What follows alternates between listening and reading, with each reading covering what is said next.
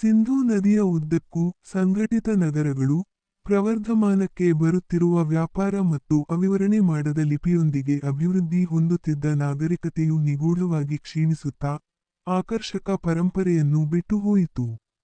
5000 ವರ್ಷಗಳ ಹಿಂದೆ, ಸಿಂಧೂ ನದಿಯ ದಡದಲ್ಲಿ, ಒಂದು ನಾಗರಿಕತೆಯು ಅಭಿವೃದ್ಧಿ ಹೊಂದಿತು.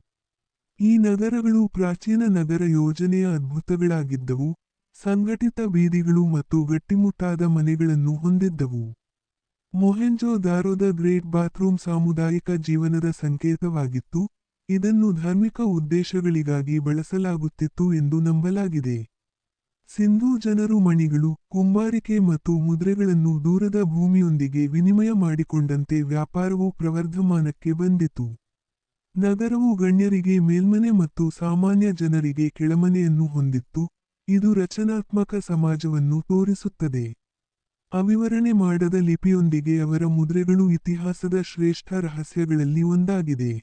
ದೈನಂದಿನ ಜೀವನವು ಕೃಷಿ, ಕರಕುಶಲ ವಸ್ತುಗಳು ಮತ್ತು ಸಮುದಾಯದ ಸುತ್ತ ಸುತ್ತುತ್ತದೆ, ಈ ನಾಗರಿಕತೆಯನ್ನು ಸ್ವಾವಲಂಬಿಯನ್ನಾಗಿ ಮಾಡುತ್ತದೆ. ಅವರ ಆಧ್ಯಾತ್ಮಿಕ ನಂಬಿಕೆಗಳು ಪ್ರಕೃತಿಯಲ್ಲಿ ಆಳವಾಗಿ ಬೇರೂರಿದ್ದವು, ಆದರೂ ಅವರ ಧರ್ಮದ ಬಗ್ಗೆ ಹೆಚ್ಚಿನ ಮಾಹಿತಿ ತಿಳಿದಿಲ್ಲ. ಕ್ರಿ. ಪೂ 1900ರ ಸುಮಾರಿಗೆ, ಈ ನಗರಗಳು ನಿಗೂಢವಾಗಿ ಅವನತಿ ಹೊಂದಿ, ಅವಶೇಷಗಳು ಮತ್ತು ಹೇಳಲಾಗದ ಕಥೆಗಳನ್ನು ಬಿಟ್ಟುಹೋದವು.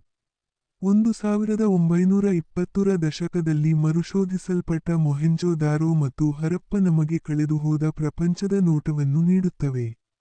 ಸಿಂಧೂ ಕಣಿವೆಯ ಪರಂಪರೆಯು ನಾವು ಅದರ ರಹಸ್ಯಗಳನ್ನು ಅರ್ಥಮಾಡಿಕೊಳ್ಳಲು ಪ್ರಯತ್ನಿಸುತ್ತಿರುವಾಗ ಆಕರ್ಷಿಸುತ್ತದೆ ಮತ್ತು ಪ್ರೇರೇಪಿಸುತ್ತದೆ.